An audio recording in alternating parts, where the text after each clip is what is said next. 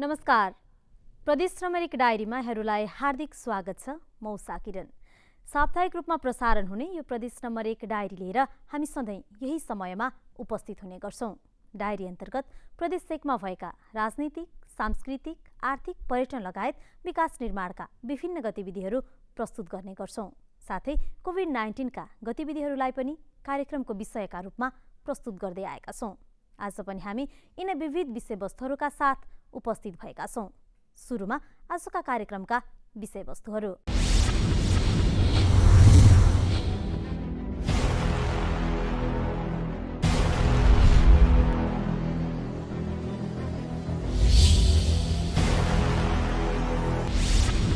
विराटनगर स्थित कोरोना विशेष उपचार केन्द्रमा पनि प्लाज्मा थेरापीबाट कोरोना उपचार सुरु गरिएको छ। कोरोना संक्रमितहरूको उपचारका लागि प्लाज्मा थेरापी प्रभावकारी मानिँदै आएको छ। प्लाज्मा थेरापी उपचार सेवा सुरु गरिएपछि कोरोना संक्रमित भई निको भएकाहरू पनि रक्तदानका लागि उत्साहित भएका छन्। मोरङबाट मोहन मानन्दरको यो सामग्री। विराटनगर स्थित कोरोना विशेष उपचार केन्द्रबाट पनि कोरोना संक्रमितहरूको प्लाज्मा थेरापीबाट उपचार सुरु गरिएको छ। प्रक्रियागत कार्यहरू मिलाइएपछि कोरोना विशेष उपचार केन्द्रबाट प्लाज्मा थेरापी उपचार सुरु गरेको केन्द्रका व्यवस्थापन संयोजक ज्ञानबहादुर बस्नेतले जानकारी दिनुभयो। कोरोना पोजिटिभ भएर निको हुनुभएका संयोजक बस्नेतले एकजना महिलालाई प्लाज्मा उपलब्ध गराउनु भएर उपचार सुरु गरिएको हो। धेरै कडा समस्या भएका जसलाई फोक्सोको समस्या, निमोनिया भएको छ, सास फेर्ने गाह्रो भएको छ, त्यस्तो चाहिँ रेमडेसिभिर पनि हामीले चलाइरहेका छौँ। त्यो केही केसहरूलाई भने प्लाज्मा थेरापी चाहिँ अब सुरु गर्ने भनेर सामाजिक विकास मन्त्रालयले सरकार, नेपाल रेड क्रस सोसाइटी, त्यसपछि अन्य संस्थाहरूसँग पनि समझदारी अथवा एक हिसाबले समन्वय गरेर अगाडि बढिरहेछ। पछिल्लो समय प्लाज्मा थेरापी कोरोना संक्रमितहरूको उपचारमा प्रभावकारी देखिँदै आएको छ। कोरोना संक्रमित भई निको भएकाहरूले प्रदान गरेको रगतबाट प्लाज्मा निकालेर कोरोना संक्रमितहरूलाई दिने उपचार पद्धति प्लाज्मा थेरापी हो। प्लाज्मा थेरापी प्रभावकारी देखिएपछि संक्रमित भई निको भएकाहरू पनि रक्तदानका लागि उत्साहित भएको पाइएको छ। आर्थिक ग्रुपहरू जसलाई नलागेका मान्छे भन्दा लागेका मान्छेहरू चाहिँ हो हामीले त यस्तो हुन्छ, मलाई कस्तो भएको थियो भन्दाखेरि अरूलाई पनि त्यस्तै प्रब्लम हुनसक्छ, यसरी चाहिँ दिनुपर्छ भनेर लाग्ने चाहिँ 1-2 जना छोडेर बाँकी रहेको 99% चाहिँ सबैजना चाहिँ प्लाज्मा दिन एकदम आतुर छन् अथवा दिन सबैजनाले दिइरहेका छन्। जस्तो 1.5 महिनाभित्रमा 1.5 देखि 2 महिनाभित्रमा दिइसक्नु पर्यो। कसैले दिएको छैन भने पनि गएर डोनेट गरिदिराख्ने, कसैलाई चाहिन्छ भने रेड क्रसबाट लैजाँदा हुन्छ भन्ने साथीहरू पनि छन्। अहिले कोरोना विशेष उपचार केन्द्रमा रहेका कोरोना बिरामीहरूलाई रेमडेसिभिर लगायतका औषधिहरू पनि चलाइरहेको संयोजक बस्नेतले जानकारी दिनुभयो। सो केन्द्रबाट 472 जना कोरोना संक्रमितहरू निको भई डिस्चार्ज भएका छन्। प्रदेश नम्बर 1 मा कोरोना संक्रमितहरूको संख्या अत्यधिक बढेपछि क्रिटिकल केयरका लागि विराटनगरको कोरोना विशेष उपचार केन्द्र सहित धरान स्थित बीपी कोइराला स्वास्थ्य विज्ञान प्रतिष्ठानमा रहेको कोभिड अस्पताल, मेची, 5 थर, इलाम, धनकुटा र उदयपुरका अस्पतालहरूको स्तर वृद्धि गर्ने प्रदेश सरकारले तयारी गरेको छ। मोहन मानन्दर, प्रदेश डायरी, प्रदेश नम्बर 1, विराटनगर। चाडपर्व आगमनसँगै सर्वसाधारणको चहलपहल बढ्दा जिल्ला प्रशासन कार्यालय इलामले दैनिक नित्य पूजा बाहेक सबै धार्मिक कार्य, नाचगान, जात्रा, मेला, महोत्सव र खेलकुद आयोजनामा रोक लगाएको छ। त्यति मात्रै होइन, तिहारमा हुने देउसी भैलो कार्यक्रम नगराउन अनुरोध समेत गरेको छ। कोरोना संक्रमणको जोखिमलाई मध्यनजर गरी पीसीआर परीक्षणको दायरा बढाउने कार्य पनि सुरु भएको छ। इलामबाट विजय शेखरको यो सामग्री। कोरोना संक्रमण परीक्षणका लागि प्रदेश सरकारले पीसीआर परीक्षणको प्राथमिकीकरण गरेपछि जिल्लामा पीसीआर परीक्षण गराउनेको संख्या घटेको छ। सिकिस्त बिरामी, शङ्कास्पद मृत्यु लक्षण देखिएका, शल्यक्रिया गर्नुपर्ने व्यक्ति, संक्रमितसँगै सँगै सम्पर्कमा रहेका व्यक्तिहरूलाई प्राथमिकताको आधारमा पीसीआर परीक्षण गर्ने व्यवस्था रहेको छ। जिल्लामा हप्तामा 1 दिन स्वाब सङ्कलन गरी परीक्षणका लागि पठाउने गरिएको छ। केही स्थानीय तहमा जनशक्ति र किट अभावमा स्वास्थ्य कार्यालयले स्वाब सङ्कलन गरिरहेको छ। प्रत्येक गाउँपालिकामा एउटा सीआईसीटी टिम र नगरपालिकामा 2टा सीआईसीटी टिम निर्माण गरिएको छ। त्यसै गरेर जिल्लामा पनि हाम्रो अनुसन्धान अधिकृतको अध्यक्षतामा एउटा जिल्ला स्तरीय सीआईसीटी टिम गठन गरेको छ। त्यो सीआईसीटी टिमले बिरामीको हिस्ट्रीका आधारमा कन्ट्याक्ट ट्रेसिङ गर्ने र ट्रेसिङभित्र पर्नुहुने सम्पूर्ण महानुभावहरूको चाहिँ स्वाब सङ्कलन गरेर हामीले सम्बन्धित निकायमा पठाएर स्वाब परीक्षण गरिरहेका छौँ। दशैं भित्रिएसँगै मानिसहरूको चहलपहलमा वृद्धि भएकाले जिल्ला प्रशासन कार्यालयले कोरोना जोखिम बढ्न सक्ने औँल्याएको छ। चाडपर्वलाई सभ्य, शान्त र मितव्ययी बनाउन सामाजिक भौतिक दूरी कायम गरी किनमेल गर्न र स्वास्थ्य सुरक्षा मापदण्डको पूर्ण पालना गर्न आग्रह गरिएको छ। चाडबाडमा नगरी नहुने पूजाआजा बाहेक सबै धार्मिक कार्य, नाचगान, जात्रा, मेला महोत्सव र खेलकुद, देउसी भैलो नगर्न अनुरोध गरिएको छ। इलाम जिल्लामा हालसम्म 5,414 जनाको PCR परीक्षण गरिएकोमा 1 जना मात्र सक्रिय सङ्क्रमित रहेका छन्। 94 जना सङ्क्रमित निको भई घर फर्केका छन्। विजयशेखर भट्टराई, प्रदेश डायरी, प्रदेश 1, इलाम। कोरोना संक्रमण बढ्दै गएपछि सङ्घ र प्रदेश सरकारको सहयोग र निगरानीमा झापाका स्थानीय तहहरूले धमाधम अस्थायी कोभिड अस्पताल निर्माण गर्न सुरु गरेका छन्। केही पालिकाले नयाँ भवन निर्माण गरेका छन् भने केहीले पुराना संरचनालाई मर्मत सम्हार गरेर अस्पताल निर्माण थालेका छन्। झापाबाट निकेश लामाको यो सामग्री। झापामा पहिलो पटक छुट्टै नयाँ संरचनामा कमल गाउँपालिकाले कोभिड अस्पताल सञ्चालनमा ल्याएको छ। प्रदेशमा पहिलो पटक नयाँ संरचना निर्माण गरी क्वारेन्टाइन सहितको कोभिड अस्पताल सञ्चालनमा ल्याइएको हो। हालसम्म सञ्चालनमा ल्याइएको अस्पतालमा उपचार गर्दा स्वास्थ्य मापदण्ड पालना गरी प्राथमिकताका साथ काम गर्न स्वास्थ्यकर्मीलाई प्रदेश नम्बर 1 का आन्तरिक मामिला तथा कानुन मन्त्री हिक्मत कुमार कार्कीले आग्रह गर्नुभएको छ। स्वास्थ्य सामान्य रह्यो भने हामीले उहाँहरूलाई घरतिर पठाउनुपर्छ। असामान्य रह्यो र कोभिडको सङ्क्रमण देखियो भने आइसोलेटेड वार्डतर्फ राखेर उपचार गर्नुपर्छ। त्यसो भएको हुनाले यी सबै कुरालाई व्यवस्थापन गर्न स्वास्थ्य मापदण्ड हामीले अप्नाएर गर्नुपर्ने कामहरूको बारेमा म डाक्टर साहबलाई र प्राविधिक साथीहरूलाई अनुरोध गर्न चाहन्छु। हाम्रो सानो तर स्तरीय सेवा होस् भन्ने कुरामा म आग्रह गर्न चाहन्छु। कोरोना संक्रमित बढ्दै जान थालेपछि कतिपय अस्पतालमा बिरामी लिन समेत नमानेकाले आफूहरूले कोभिड अस्पताललाई पहिलो प्राथमिकता दिएर सञ्चालनमा ल्याइएको कमल गाउँपालिकाकी अध्यक्ष मेनुका काफ्लेले बताउनुभयो।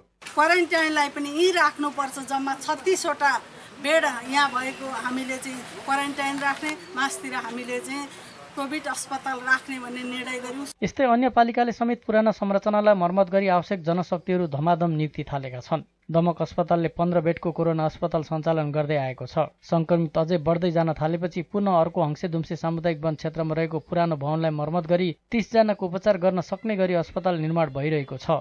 निर्माण कार्यमा खटिनुभएका दीपक ढुङ्गेल। काम सबै सकिसकेको, टोयलेट बाथरुमहरू अब 4टा टोयलेट 4टा बाथरुम छ यहाँनिर।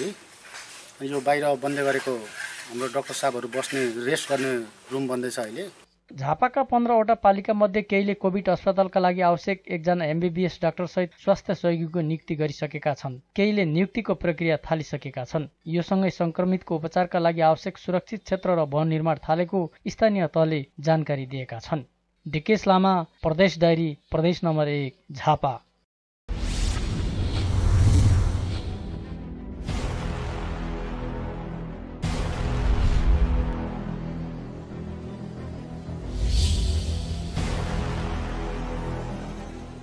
तपाईँ हाम्रो सचेतता। कोरोना भाइरस रोगको संक्रमण रोक्न अपनाऊ सतर्कता। कोरोना भाइरस कोभिड-19 रोग श्वास प्रश्वासको माध्यमबाट सर्ने संक्रमण हो। संक्रमित व्यक्तिले खोक्दा र हाच्छिउँ गर्दा निस्कने थुक र सिगानको माध्यमबाट एक व्यक्तिबाट अर्को व्यक्तिमा यो भाइरस सर्दछ। यसको संक्रमणबाट बच्न के गर्ने? खोक्दा, हाच्छिउँ गर्दा नाक मुख छोप्ने र प्रयोग गरेको टिस्यु पेपरलाई तुरुन्त फोहोर फाल्ने बाकसमा फाल्ने। बेला बेला साबुन पानीले मिची हात धुने वा अल्कोहल भएको सेनिटाइजर प्रयोग गर्ने। हात नमिलाउने, अङ्कमाल नगर्ने, त्यसको साटो नमस्कार गर्ने। खोकी लागेको व्यक्तिबाट टाढा रहने र आफूलाई खोकी लागेको भए अरू व्यक्तिबाट टाढा बस्ने। भिडभाडमा नजाने र अरूलाई पनि नजान सुझाव दिने।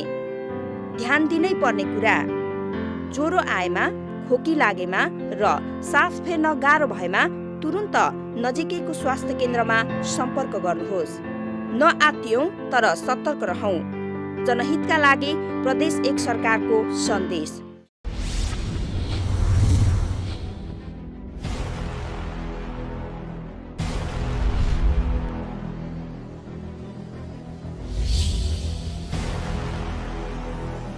तेह्रथुमका लिम्बू समुदायहरू आफ्नो मातृभाषा तथा त्यसको लिपि सिक्न थालेका छन्। मातृभाषा तथा लिपिको संरक्षणका लागि स्थानीय र प्रदेश सरकारले विशेष कार्यक्रम ल्याउन पनि उनीहरूको माग छ।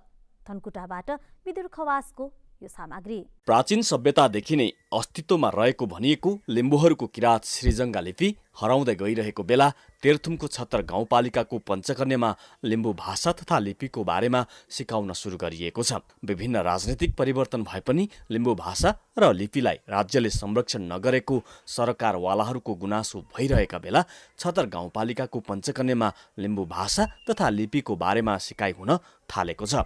नेपाल आदिवासी जनजाति महासंघ तेह्रथुमले आयोजना गरेको कार्यक्रममा किराँत श्रीजङ्गा लिपिको स्वर वर्ण, व्यञ्जन वर्ण, व्याकरण, शब्दार्थ, गणितीय संख्या लगायतका विषयवस्तुमा प्रशिक्षण भएको छत्तर गाउँपालिकाका अध्यक्ष सन्तवीर लिम्बू। वर्ग र समुदायहरूको हकमा हामीले हरेक वर्ष केही न केही संरक्षणको हिसाबले, प्रवर्धनको हिसाबले हामीले कार्यक्रमहरू अगाडि बढाउनु पर्दछ। त्यो राज्यको दायित्व हो, सरकारको दायित्व हो भन्ने हिसाबले हामीले 5 लाख रुपियाँ अनिवार्य वाडाको सिलिङ अन्तर्गत हामीले बजेटहरू राखेका छौँ। स्थानीय सरकार सञ्चालन ऐनमा मातृभाषाबाट शिक्षा दिन र लिनका लागि सोही अनुसारको शैक्षिक संस्था खोल्न पाउने अधिकार उल्लेख भए पनि हालसम्म कार्यान्वयन भएको छैन। आफ्नो अस्तित्व र जातीय पहिचान समेत झल्कने आफ्नै श्रीजङ्गा लिपि सिक्नबाट वञ्चित भइरहेको बताउँदै सहभागीहरूले यो सिकाइले उत्साहित भएको बताएका छन्। लिम्बू भाषा लिपिको बारेमा केही पनि थाहा थिएन।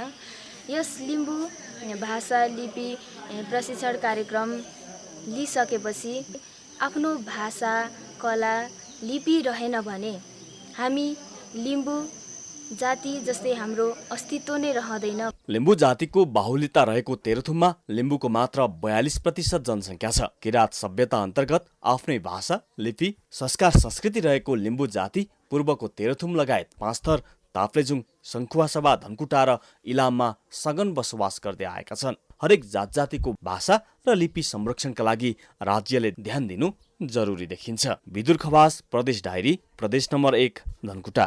प्रदेश सरकारले सहयोग गरेपछि पछिल्लो समय भोजपुरका कृषकहरू सामूहिक खेतीतर्फ आकर्षित भएका छन्। सामूहिक रूपमा खेती गर्दा एक आपसमा सहयोग हुने तथा उत्पादन र आम्दानी पनि बढ्ने भएकाले कृषकहरू उत्साहित भएका हुन्। भोजपुरबाट गणेश विष्टको यो सामग्री। टेम्केमयू गाउँपालिका 2 छिनामुखका कृषकहरू सामूहिक खेतीमा लागेका छन्। सिरदली कृषक समूह नामक संस्था दर्ता गरेर 2071 सालदेखि कृषि व्यवसाय गर्दै आएका छन्। प्रत्येक महिनाको 25 गते समूहको बैठक बसेर उनीहरू योजना बनाएर कृषि कर्ममा लाग्ने गरेका छन्। उनीहरूले मासिक रूपमा रु 100 का दरले बचत उठाउने गरेका छन् भने बचत भएको रकमबाट समूहका सदस्यलाई सहुलियत दरमा ऋण दिने गरेका छन्।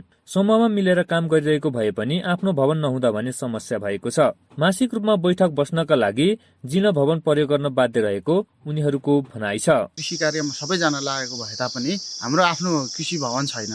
हामीलाई अत्यन्तै समस्या छ कृषि भवनको लागि। आफैले लगानी गरेर बनाउन सक्ने अवस्था छैन। हामीले एउटा संस्थाको भवन प्रयोग गरिरहेका छौँ, त्यो पनि जीर्ण अवस्थामा छ। हामीलाई 25 घर परिवार रहेको समूहले वार्षिक रूपमा 2 करोड भन्दा बढी आम्दानी गरिरहेको छ। उनीहरूले सामूहिक तथा व्यक्तिगत रूपमा बाख्रा पालन, सुन्तला, कागती, रुद्रक्षे, अलैँची लगायतका बालीहरू समेत लगाएका छन्। एक कृषकले वार्षिक रूपमा 8 देखि 10 लाखसम्म आम्दानी गर्दै आएका छन्। अहिलेसम्म वार्षिक 7.5-8 लाखसम्म मैले वार्षिक 4-5 वटा बगैँचामा त्यस्तै 600-700 जस्तो सुन्तला लगाएको छु। अब त्यसमा रुद्राक्षहरू छ होला, मेरो भने 2-2.5 झाङ। अब अहिले भर्खरै कोही बिरुवा छ, कोही के गर्दाखेरि वार्षिक झन्डै 10 लाख जस्तो आम्दानी। व्यावसायिक रूपमा काम गरिरहेको भए पनि अहिलेसम्म सरकारबाट भने कुनै सेवा सुविधा नपाएको उनीहरूको गुनासो छ। सरकारले मल, बिउ, बिरुवा, बगैँचा व्यवस्थापन गर्ने औजार उपकरण तथा प्राविधिक सहयोग गरिदिए सहज हुने सिरदली कृषक समूहका अध्यक्ष सूर्य प्रसाद राईले बताउनुभयो। अब झन्डै यो हाम्रो गाउँमा वार्षिक आम्दानी 2 करोड जस्तो हुन्छ होला। भोजपुरको छिनामुखु सुन्तलाका लागि देशैभर प्रख्यात छ। यो सँगै आलु, टमाटर, कोबी लगायतको व्यावसायिक खेती गर्ने योजना रहेको समूहले जनाएको छ। गणेश विष्ट, नेपाल टेलिभिजन, भोजपुर। प्रदेश सरकारले 5 थरका कृषकहरूका लागि कृषक लक्षित सहयोग कार्यक्रम सञ्चालन गरेको छ। कृषकहरूले पाउने विभिन्न अनुदान पाउन थालेपछि उत्पादन बढेको हो। त्यति मात्रै होइन, स्वरोजगार पाइएको भन्दै कृषकहरू पनि उत्साहित भएका छन्। 5 थरबाट विजय बदलावतीको यो सामग्री। प्रदेश सरकारको सहयोगमा कृषि खेतीप्रति उत्साहित गराउन किसानलाई टनेल अनुदान दिन थालिएको छ। किसानले पाएको टनेल अनुदानले उनीहरूको आयमा समेत सुधार हुन थालेको भनाइ छ। कृषि ज्ञान केन्द्र मार्फत प्रदेश सरकारको सहयोगमा 5 जिल्लामा विभिन्न स्थानमा कृषिजन्य वस्तु उत्पादनका लागि टनेल सहयोग पाउँदै आएका छन्। आर्थिक स्रोत अभावमा परम्परागत खेती गर्दै आएका किसानलाई आधुनिक प्रविधिको टनेल सहयोगले विगतको तुलनामा तीव्र आमदानी लिन सफल भएको किसानको भनाइ छ। भित्रदेखि इच्छा जागेर मैले खेती गर्न थालेको हो। पहिले विदेशमा गएको थिएँ, त्यहाँदेखि फर्केपछि टनेल लाग्यो अनि कृषि खेतीमा लागेको। आमदानी राम्रै छ, हुँदैछ, राम्ररी नै घरबिहार चलाइँदैछ। खेती विस्तारसँगै आमदानी बढाउन लक्ष्य लिएर जिल्लामा 100 बढी किसानले टनेल सहयोग पाउँदै आएका छन्। उनीहरूले 50,000 देखि 7 लाख मूल्य बराबरको टनेल सहयोग पाउँदै आएका छन्। सहयोग पाउने क्रमले सब्जी खेती गर्ने किसानको संख्या दोब्बरले बढेको कृषि ज्ञान केन्द्र 5 थरका निमित्त प्रमुख सागर विष्टले बताउनुभयो। र यसमा गर्दाखेरि चाहिँ के हुन्छ भने कम्तीमा पनि 10 वर्षसम्म चाहिँ यसमा केही पनि प्लास्टिक पनि फेर्नु पर्दैन, यो इन्सेक्ट नेट जाली पनि फेर्नु पर्दैन। त्यसो गर्दाखेरि चाहिँ बिउ बिजन बिसादी र चाहिँ उहाँहरूको आफू खटेको श्रम त्यो मात्रै लगानी हुन आउँछ भने अरू कुरा चाहिँ बचत हुन्छ र आमदानी चाहिँ कम्तीमा पनि 20 देखि 25% चाहिँ परम्परागत रूपमा गरेको टनेल भन्दा यसमा चाहिँ वृद्धि हुन्छ। जिल्लामा 48% खेतीयोग्य जमिनमा 89% घर परिवार कृषिमा संलग्न रहेका छन्। 5 स्तरमा 36,664 घरधुरी मध्ये 765 घर परिवार तरकारी खेतीमा निर्भर रहेको कृषि ज्ञान केन्द्रले जनाएको छ। सहयोग पाउने क्रमसँगै सब्जी खेती विस्तारले स्वरोजगार बढाएको युवाहरूको भनाइ छ। विजय बुदलावती, प्रदेश डायरी, प्रदेश नम्बर 1, 5 थर।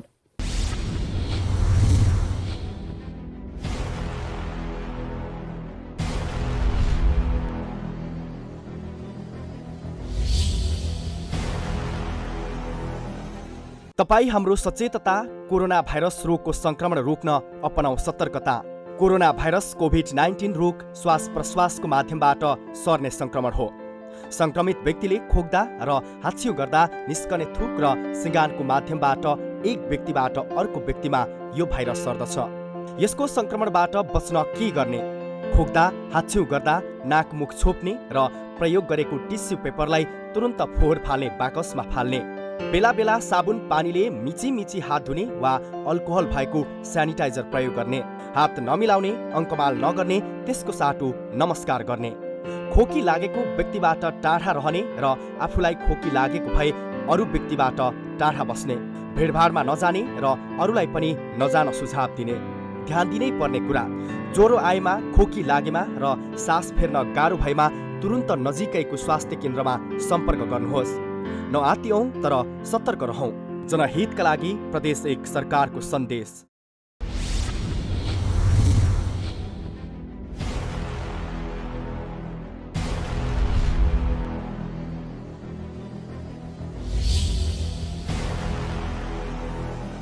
प्रदेश सरकारले सडक पूर्वाधार निर्माणमा सहयोग गरेपछि झापाका ग्रामीण क्षेत्रका कच्ची सडकहरूको स्तरोन्नति धमाधम भइरहेको छ। झापाको विकट मानिने सीमावर्ती गाउँ घेराबारीसम्म पुग्ने सडक प्रदेश सरकारको बजेटबाट कालोपत्रे गर्ने काम सुरु भएपछि स्थानीय खुसी भएका छन्। झापाबाट फिल्म नेम्माङको यो सामग्री। झापाको जलथलदेखि दल्की हुँदै कचनकबल गाउँपालिका 1 घेराबारीसम्मको सडक स्तर उन्नति गरी कालोपत्रे निर्माण सुरु गरिएको छ। हुलाकी सडकबाट जलथलको 4 कोसे जङ्गल हुँदै भारतीय सीमा क्षेत्र घेराबारी बजारसम्मको सडक जीर्ण हुँदा वर्षौंदेखि स्थानीयहरू कष्टकर यात्रा गर्न बाध्य थिए। 2 खण्डमा निर्माण हुने 13 किलोमिटर लम्बाइ र 5.5 मिटर चौडाइको सडक प्रदेश सरकार भौतिक पूर्वाधार विकास मन्त्रालयको 15 करोड 66 लाखको लागतमा निर्माण हुन लागेको हो। चालु आर्थिक वर्षभित्र सम्पन्न गर्ने लक्ष्य सहित निर्माणको काम भइरहेको पूर्वाधार विकास कार्यालय झापाका senior divisional engineer Ramesh Kumar श्रेष्ठले जानकारी दिनुभयो। पहिलो प्याकेजमा चाहिँ 40% जति काम भइसकेको छ भनेदेखि त्यसमा चाहिँ जुन स्ट्रक्चरहरूको काम छ त्यो चाहिँ सम्पन्न भएको अवस्था छ भनेदेखि सब बेसको काम पनि 80% सम्पन्न भइसकेको छ। अब बेस र पिचको काम सम्पन्न गर्नुपर्ने छ। सडक निर्माणले गति लिएसँगै दुर्गम झै लाग्ने दक्षिण सीमावर्ती घेराबारी बजारको स्वरूप अब चाँडै परिवर्तन हुने भएको छ। वर्षौंदेखि यातायातको असुविधा भोग्दै आएका घेराबारीवासीहरूले कालोपत्रे सडक बन्ने भएपछि खुसी व्यक्त गरेका छन्। कालोपत्र बनिसकेपछि गाडी अत्याधिक हुन्छ, हाम्रो व्यापारमा पनि वृद्धि हुन्छ। हिजो अस्ति हिँडेर यति हिलोमा चाहिँ पेन छोड्दै हिँड्नु पर्नेमा अब चाहिँ अब गाडी घोडामा हिँड्नु पाउँदा कति आनन्द हुन्छ त। कचनकबलको एकीकृत र सन्तुलित विकासका निम्ति सडक स्तर उन्नतिमा विशेष जोड दिइएको प्रदेश सभा सदस्य वसन्त बानियाले बताउनुभयो। र सडक संरचनाको हिसाबबाट हामीले यहाँका ऐतिहासिक सडकहरू रणनीति सडक कृषि सडकहरूलाई स्तर उन्नति गर्ने र सकेसम्म कालोपत्र गर्ने गरी हामीले अगाडि बढाएका छौँ। सिङ्गिमारी भन्ने ठाउँबाट कचन कवलको बालुवाडी हुँदै जाने 15.5 किलोमिटर सडक अहिले प्रदेश सरकारको लगानी अन्तर्गत मुख्यमन्त्री ग्रामीण सडक भनेर त्यसको पनि कालोपत्र गर्ने काम, ब्ल्याकटप गर्ने कामको सुरुवात अहिले भइराखेको छ। भीम नेम्बाङ, प्रदेश डायरी, प्रदेश नम्बर 1 झापा। धनकुटा स्थित छतर जोरपाटी गाउँपालिकामा रहेको पट्टेक डाँडामा पूर्वाधार निर्माण कार्य सुरु गरिएको छ। प्रदेश तथा संघीय सरकारले सहयोग गरेपछि पट्टेक डाँडामा पुग्न सिँढी निर्माण गरिएको हो। धनकुटाबाट ईश्वर थापाको यो सामग्री। पहिलो चरणमा पटेक डाँडा पुग्ने बाटो अन्तर्गत सिँढी निर्माण गरिएको छ। सङ्घ र प्रदेश स्तरको पर्यटन मन्त्रालयको करिब 84 लाख र स्थानीयको लागत सहभागितासहित करिब 90 लाख रुपैयाँको लगानीमा हलहलेदेखि पटेक डाँडासम्म करिब 300 मिटरमा रेलिङ सहितको पक्की सिँढी निर्माण गरिएको हो। यो ठाउँको विकासका लागि आएको बजेटबारे जानकारी दिँदै छतर जोडपाटी गाउँपालिकाका अध्यक्ष शेरबहादुर लिम्बू, हामीले यो बाटाघाटा सामान्य पूर्वाधारको निम्ति गाउँपालिकाले केही लगानी गरेको छ र यो ट्रेल निर्माण गर्नको निम्ति, यो सिँढी निर्माण गर्नको निम्ति चाहिँ पर्यटन विकास बोर्डबाट प्राप्त भइरहेको छ। हाम्रो संघीय माननीय राजेन्द्र कुमार राईको पूर्वाधार विकास अन्तर्गत कार्यक्रम खर्च गरिएको। पटेक डाँडा धनकुटाको सबैभन्दा बढी उचाइ भएको स्थान हो। पटेक डाँडाको उचाइ करिब 2650 मिटर रहेको छ। यो डाँडाबाट बाह्रैमास मकालु र कुम्भकर्ण हिम श्रृङ्खलासहित धनकुटा जिल्लाका विभिन्न स्थान स्पष्ट रूपमा देख्न सकिन्छ। यो ठाउँको धेरै विशेषता रहेको स्थानीय बताउँछन्। यो डाँडाबाट सनराइजको पनि दृश्यावलोकन हेर्ने चाहिँ अहिले हामीले पाइरहेका छौँ होइन। यसलाई पहिलो कुरो प्रचार प्रसारको एउटा आवश्यकता छ। हामीले चाहिँ पर्यटकहरूलाई चाहिँ इन्गेज गराउन सक्यौँ भने, अलिकति व्यवस्थित गर्न सक्यौँ भने यो माथिल्लो स्थानमा जति मान्छेहरू जानुहुन्छ त्यसलाई चाहिँ यही क्षेत्रमा रोक्न सकिन्छ जस्तो लाग्छ। पटेक डाँडा पूर्वाधार अभाव र प्रचार प्रसार नहुँदा गुमनाम अवस्थामा थियो। सरकारको गन्तव्य सूचीमा सूचीकृत भएपछि यो ठाउँमा आन्तरिक तथा बाह्य पर्यटकको चहल पहल हुन थालेको छ। पटेक डाँडामा भ्यू टावर, ठाउँ ठाउँमा पिकनिक स्पट र बहुसांस्कृतिक मठ मन्दिर निर्माण गर्न थालिएको छ। ईश्वर थापा, प्रदेश डायरी, प्रदेश नम्बर 1 धनकुटा। हवस् त, यिनै विषयवस्तुसहित प्रदेश नम्बर 1 डायरी अहिलेलाई सकियो। तपाईँ बाँकी खबरहरूका लागि नेपाल टेलिभिजन हेर्दै गर्नुहोला। हाम्रा च्यानलहरू हेर्नका लागि www.nepaltvonline.com र नेपाल टेलिभिजन एप्स डाउनलोड गरेर पनि नेपाल टेलिभिजनका 5वटा च्यानलहरू हेर्न सक्नुहुनेछ। अर्को साता अन्य विषयवस्तु लिएर उपस्थित हुनेछौँ। नमस्कार।